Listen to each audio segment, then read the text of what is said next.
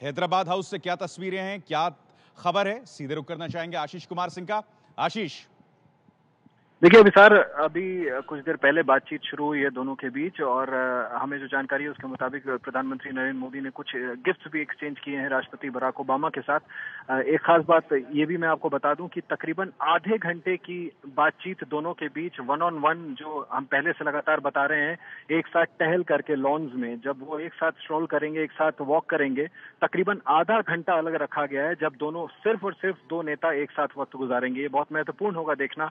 और जैसी हमें जानकारी मिली अभी सर, उसके मुताबिक लंच पर जब द्विपक्षीय बातचीत हो जाएगी उसके बाद ये दोनों नेता काफी वक्त, तकरीबन आधा घंटा एक साथ बिताने वाले हैं, इस तरह से हैदराबाद हाउस के लॉन्स में घूम करके। यानी कि कई बातें जो टेबल पे हो जाएंगी भोज के वक्त, उस पर आखिरी मुहर इस दौरान लगेगी जब दोनों आपस में बातचीत करेंगे हैदराबाद हाउस के लॉन्स में घूम करके। आशीष, एक बहुत अहम बात आप यहां बता रहे हैं, आप बता रहे हैं कि डेलीगेशन लेवल टॉक्स के बाद वन ऑन वन होगी और मेरे ख्याल से यह अप्रत्याशित है। कम से कम अमेरिकी प्रेसिडेंट्स की विजिट्स को मैं खुद एक रिपोर्टर के तौर पर कवर करता रहा हूं और इस तरह से हैदराबाद हाउस के प्रांगण में ऐसी बातचीत, क्योंकि वन ऑन वन एक रूम के अंदर तो समझ आता है।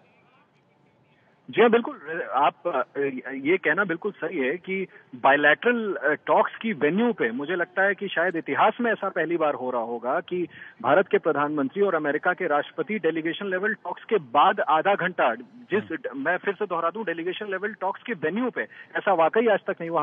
हमने वॉशिंगटन में जरूर देखा था कि मार्टिन लूथर किंग के मेमोरियल में बराक ओबामा और प्रधानमंत्री नरेंद्र मोदी ने काफी वक्त एक साथ घूम घूम कर आपस में बात करते हुए चलते फिरते बिताया था। काफी अच्छा माहौल लग रहा था, लेकिन वो डेलीगेशन लेवल टॉक्स का वेन्यू नहीं था।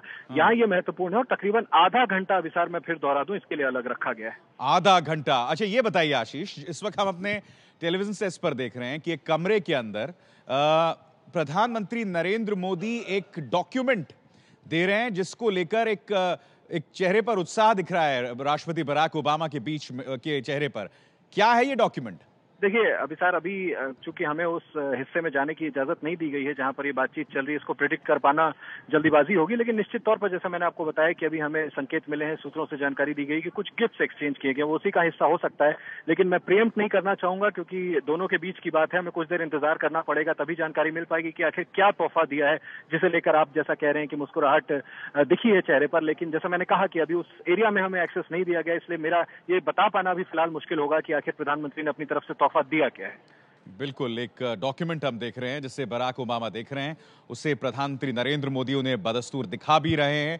अब इसमें क्या है ये जानने की जरूरत होगी आशीष, और ज्यादा वक्त नहीं रह गया है। 3:05 पर जो बार बार खबरें आ रही हैं, जैसे कि आपने खुद बताया था कि न्यूक्लियर डील में लायबिलिटी क्लॉज पर कुछ अहम तरक्की हो सकती है, स्मार्ट सिटीज पर करार हो सकता है।